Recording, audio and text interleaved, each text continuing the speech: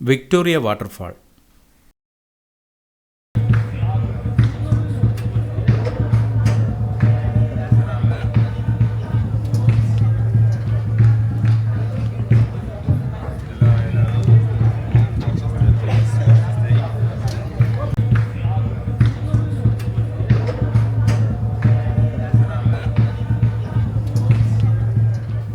Zambezi നദിയിലെ ബോട്ടിങ്ങിന് ശേഷം ഹോട്ടലിന് പുറത്ത് വൈകുന്നേരത്തെ തണുപ്പ് അല്പം ആസ്വദിക്കാമെന്ന് കരുതി. പുറത്തേക്കിറങ്ങിയപ്പോൾ ഗേറ്റിന് സമീപം ഒരു ശബ്ദം. ആരോ ചില കമ്പുകൾ ബലമായി ഒടിക്കുന്നത് പോലെ. നോക്കിയപ്പോൾ 10-15 ആനകൾ ആ ഗേറ്റിന് സമീപം നിന്ന് തീറ്റ തിന്നുന്നു. ആദ്യം ഒന്ന് അമ്പരുന്നെങ്കിലും വളരെ അപൂർവമായി കിട്ടുന്ന ഒരവസരം കുറേ ഫോട്ടോകളെടുത്തു. ഇത് കണ്ട വാച്ച്മാൻ എന്നെ ഹോട്ടലിൻ്റെ ഗേറ്റിനുള്ളിലേക്ക് വലിച്ചു കൊണ്ടുപോയി. അവരുടെ ഭാഷയിൽ എന്തോ എന്നോട് പറയുന്നുമുണ്ട്. പിന്നീടാണ് പരിസരബോധമുണ്ടായത്. ഈ റിസോർട്ട് തന്നെ നിൽക്കുന്നത് വനത്തിനുള്ളിലാണ്. ഏതായാലും ഗംഭീരമായൊരു അനുഭവം തന്നെയായിരുന്നു.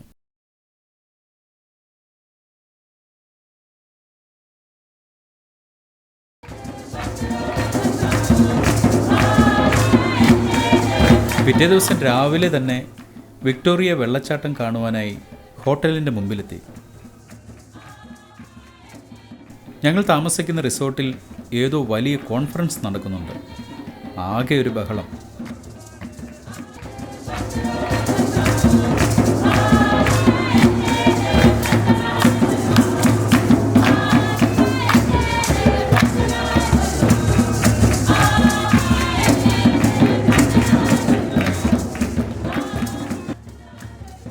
സന്ദർശകരെ ആകർഷിക്കുവാൻ തദ്ദേശീയമായ നൃത്തവും പാട്ടുമെല്ലാം ഹോട്ടലിന് മുമ്പിൽ നടക്കുന്നുണ്ട്.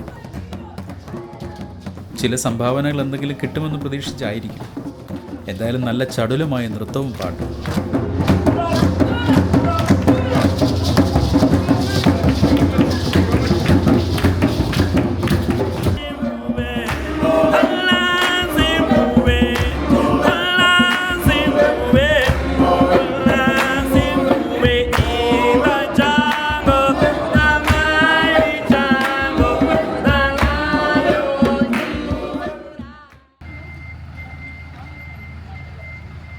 ഹോട്ടലിൽ നിന്ന് 1-2 കിലോമീറ്റർ കഴിഞ്ഞപ്പോൾ തന്നെ വിക്ടോറിയ വെള്ളച്ചാട്ടത്തിൻ്റെ പാർക്കിംഗ് ഗ്രൗണ്ടിലെത്തി.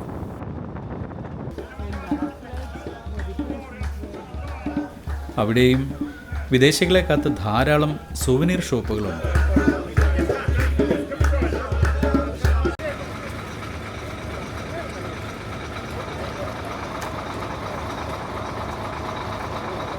ഇവിടെ നിന്നും ടിക്കറ്റ് എടുത്തു വേണം നാഷണൽ പാർക്കിലേക്ക് പോകുവാൻ.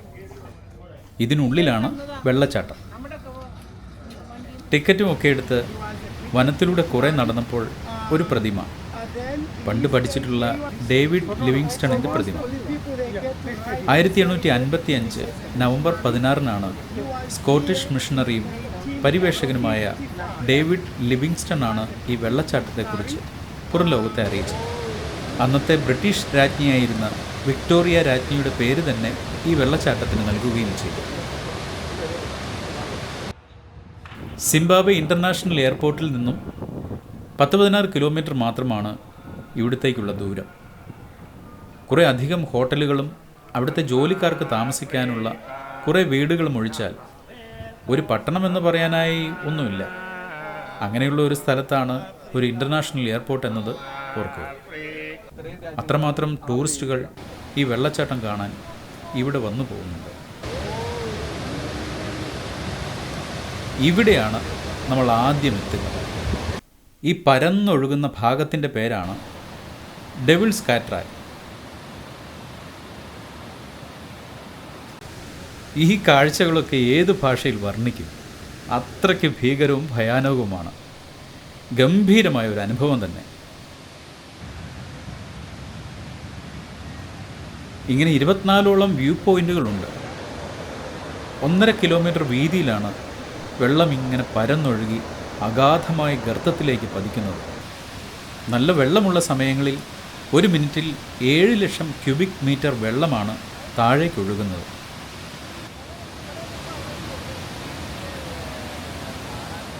മുമ്പോട്ട് പോകുമ്പോൾ വെള്ളത്തിൻ്റെ സ്പ്രേ മൂലം ചിത്രീകരിക്കുവാൻ സാധിക്കാതെ വരുന്നുണ്ട്. മഴക്കോട്ടിട്ടിട്ടും വലിയ പ്രയോജനമൊന്നും ഉണ്ടായില്ല എന്ന് പറയുന്നതാണ് ശരി. കയ്യിലൊരു ക്യാമറയുണ്ടല്ലോ.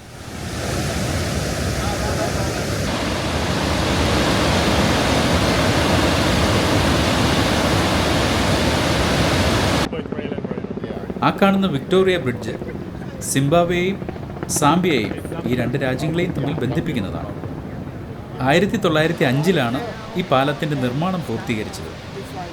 198 മീറ്ററാണ് ഇതിൻ്റെ നീളം. സത്യത്തിൽ ഇതൊരു ജന്മസാഫല്യം തന്നെയാണ്. ഈ ട്രക്കുകളെല്ലാം സാംബിയ എന്ന രാജ്യത്തേക്ക് കടക്കുവാൻ ഊഴം കാത്തു കിടക്കുന്നവയാണ്.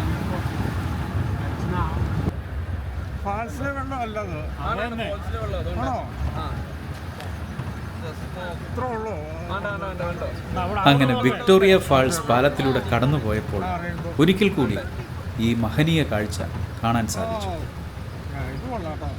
ഇതാണ് ശരിക്കും പറഞ്ഞു കഴിഞ്ഞാൽ. ഇവിടെ നിർത്തുവോ സാറേ? ഏതാ എത്ര വായാലും നിർത്താൻ പറ. അടുത്തതിൽ സിംബാബ്വേയിൽ രാത്രി വെടിയിറച്ചി തിന്നാൻ പോയിട്ടാണ്.